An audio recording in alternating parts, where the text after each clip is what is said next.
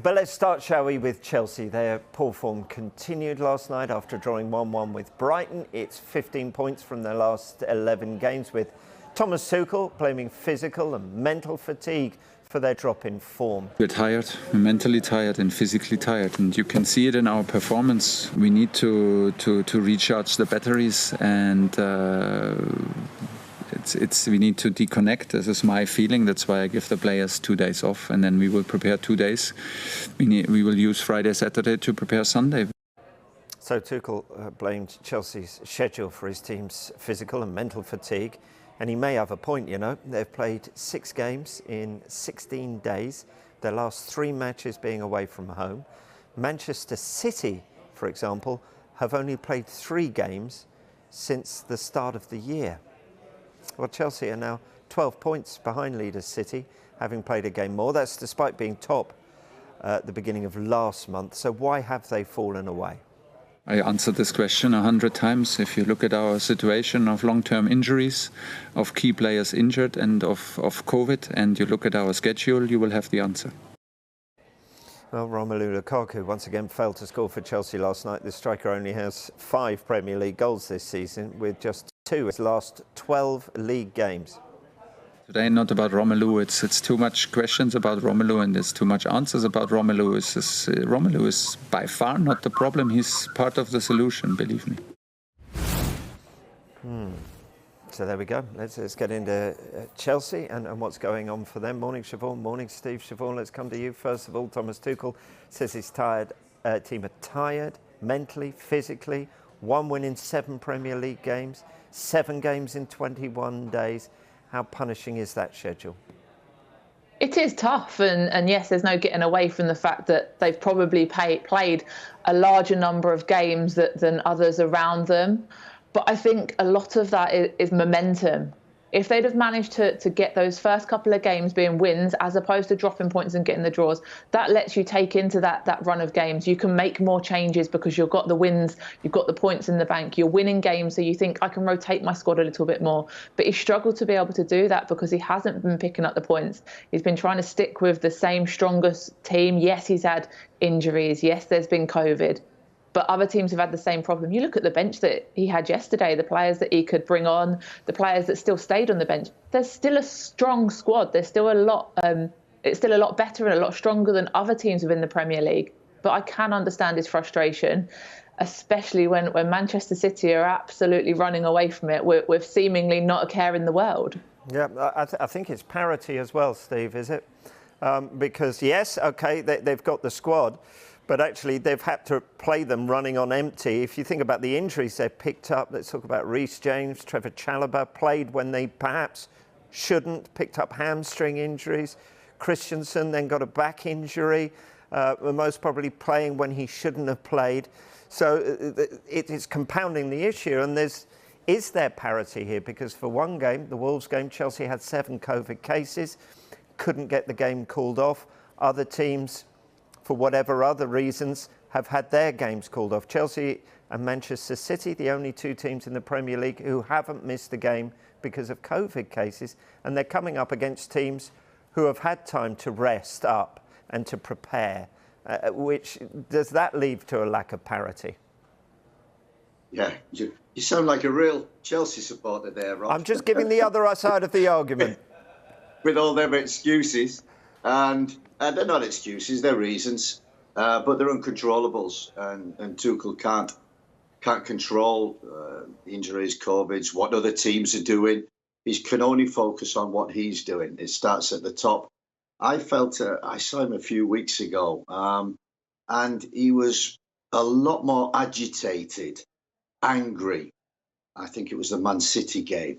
Very vocal, animated, which I haven't seen Tuchel like that since he came here. And I know Tuchel from Germany and his work in Paris Saint-Germain. Normally quite calm.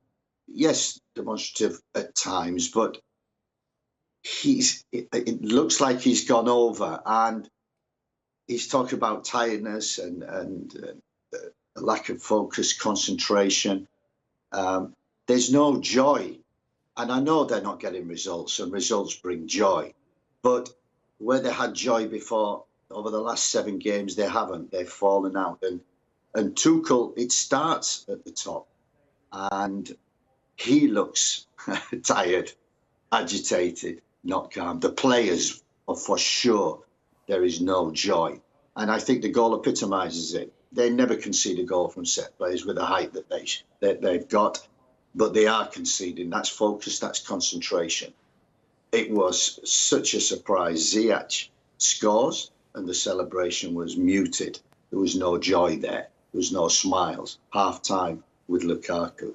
So fundamentally, he's got a problem within that dressing room. The cause of that we don't know. Only they will know. The solution is in the dressing room, is with the manager. And they have to find one, not make excuses, accept the situation, control the controllables, rotate, bring in energy, because they didn't have energy last night. Brighton, full of energy. Chelsea, no energy. If there's energy elsewhere in the squad that may be better, then he has to utilise that. Yeah. He would argue they were running on empty, though. So, but I mean, I guess you look at the bench, is the flip side. Kovacic, Werner, Kai Havertz all came off. Pulisic, Loftus-Cheek, Saul, Malang Sarr, and the teenager who had a great FA Cup introduction, Lewis Hall, all unused substitutes. Unbelievable. Siobhan's right. The bench, the squad that they've got, the money that they've spent, believe you me, nobody outside of Chelsea will have any sympathy. But if they're all tired as well, Steve, what's the point?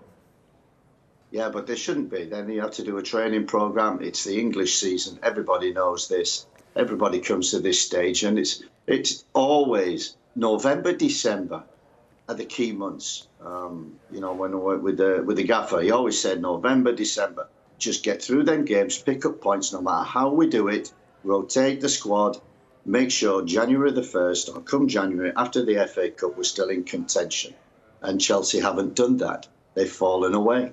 But the argument is Siobhan, is that the oppositions that they're facing aren't going through the same thing because they're having games called off and are able to rest up, are able to get aching limbs relaxed and ready for a game.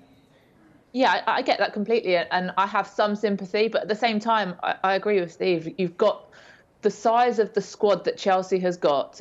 Squads are built for times like these. You build a strong, big squad so that when you have lots of games, when you have injuries, yes, COVID, something that you added throwing into it, when this happens, you've got a squad that you can trust in. That's the whole point of having a strong squad. And you need to be able to make those rotations, change players, bring them in, take them out. It might be that you give 2 players, like, you don't put them on the bench because you're not going to use them. You give them a little bit of time because then they're fresh when they do need to come in. It's about being smart with training programs and knowing that you will have to rely on your entire squad. You can't just rely on 11 players, regardless of who's fit, who's healthy.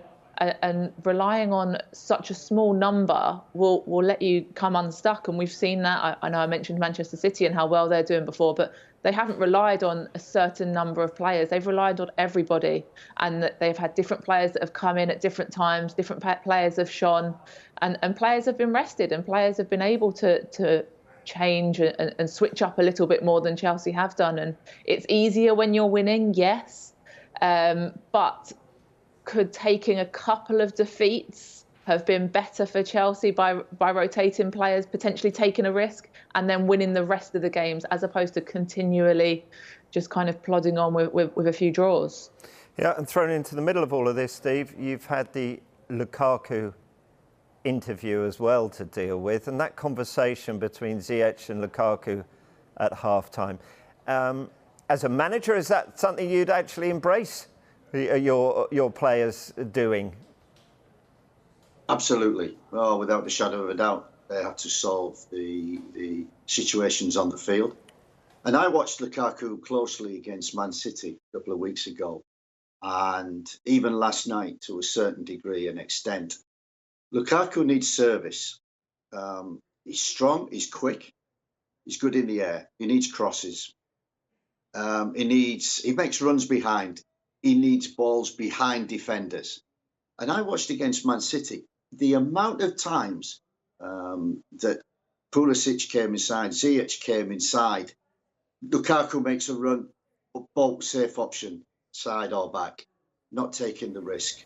And his frustration you could see in that game. And maybe that's the frustration that he's talking to Ziyech about. That when they come inside, Pulisic, whoever it is playing in the wide position, Hudson-Odoi, they have to either deliver a cross because he scores from there. He did against Villa when he came on, perfect example.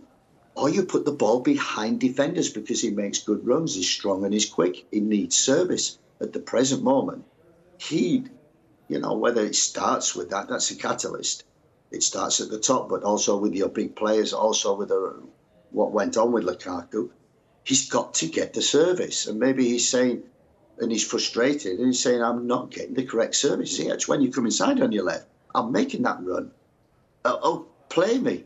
And I think the no joy in celebration was the fact that I shot, I scored. Look, I didn't play you in, I shot, I scored. So I'm right.